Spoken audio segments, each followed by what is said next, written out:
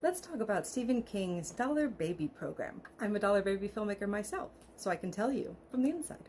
Hi, my name is Julia Marchesi. I am a lifelong constant reader who's read everything Stephen King has written, and I got to adapt one of his stories, my favorite of his, I Know What You Need.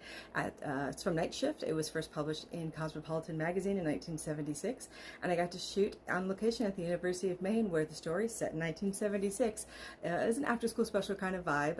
It won awards. It played at Comic-Con and at KingCon, and it playing on Arrow's Player right now, or you can also message me if you want to see it. So what is the Dollar Baby program? The Dollar Baby program ran from 1977 to 2024, and it was a program in which you could buy the rights to certain short stories by Stephen King for $1 for 1 year and make a film out of that. Now, the contract is quite restrictive.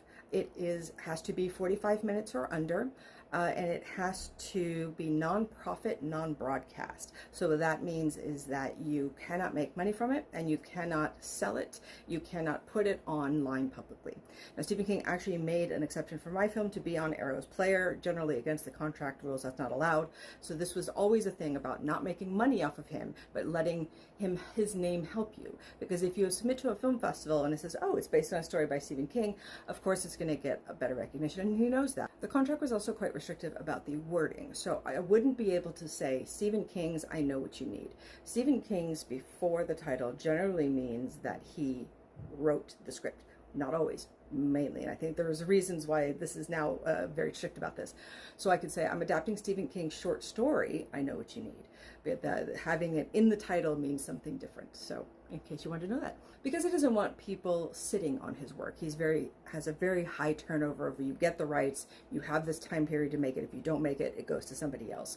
So this was a way of ensuring that the rights would never change. So when the Dollar Baby program was running, when I applied, there was a list on his website of the amount of stories you could choose from. It was like 25 stories you could choose from, and then there was basically an application email that you could send in.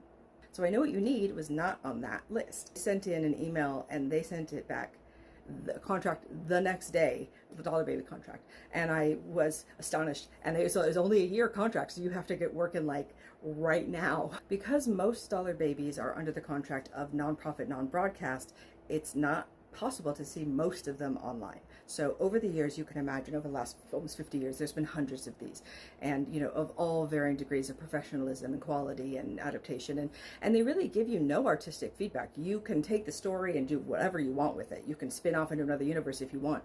They give you no feedback on that. It's your choice to do whatever you want to do, which I think is really, really cool.